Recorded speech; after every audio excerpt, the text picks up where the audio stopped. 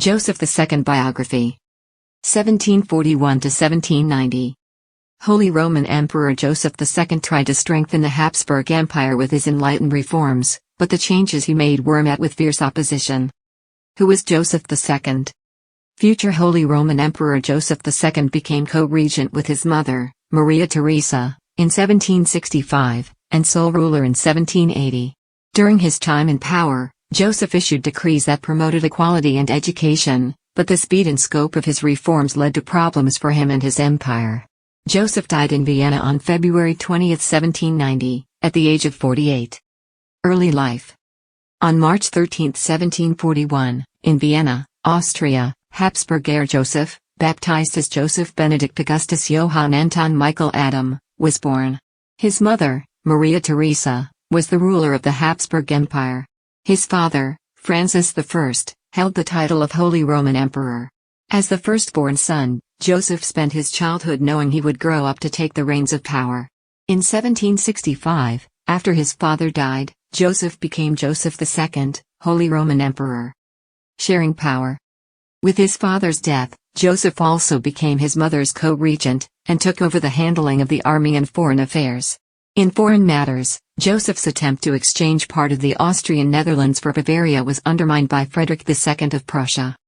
Although Joseph was co-regent, Maria Theresa maintained control of the empire. His mother made some changes that Joseph supported, such as an expansion of elementary education in the 1770s. But Maria Theresa objected to the idea of religious tolerance and refused to institute reforms that Joseph, a disciple of the Enlightenment, desperately wanted. The enlightened despot. When Maria Theresa died in 1780, Joseph became the absolute ruler of the Habsburg domains and enacted many reforms that his mother had refused to consider. During his reign, Joseph put forth an average of 690 decrees a year. Maria Theresa had made fewer than 100 each year. Joseph's reforms included abolishing serfdom, ending press censorship and limiting the power of the Catholic Church. And with his Edict of Toleration, Joseph gave minority religions, such as Protestants, Greek Orthodox, and Jews, the ability to live and worship more freely. Joseph was considered an enlightened despot, and his reforms were open-minded, to a point. However, Joseph's main aim was to make the empire more efficient and financially secure. Believing that he was doing what was right and necessary, Joseph did not bother to smooth the way with nobles or clergy who felt threatened by his changes. Joseph's reforms convinced people in the Austrian Netherlands that their historical privileges were not being respected. Hungarian nobles tried to reject Joseph's decrees on the grounds that he had not gone through an official coronation there. Even peasants were often more concerned with the taxes that the empire demanded than with their new freedoms. Joseph also encountered difficulties outside his empire. To counter Prussia's strength, Joseph forged an alliance with Catherine II of Russia, which brought the empire into a conflict in Turkey.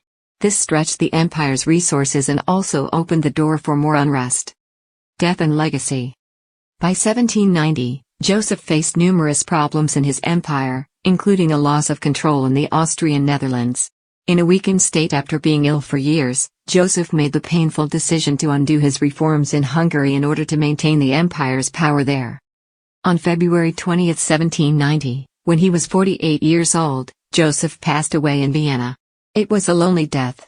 Joseph had been married twice, but had lost both wives to smallpox, and had no living children. His brother, Leopold, who was to be Joseph's successor, did not visit his bedside. Joseph died believing that his reforms had weakened his empire instead of strengthening it. However, his support for ideals like religious tolerance led to lasting changes in Europe, and he paved the way for the complete abolition of feudalism in 1848. Although Joseph felt he had been a failure, history would show he did make a difference.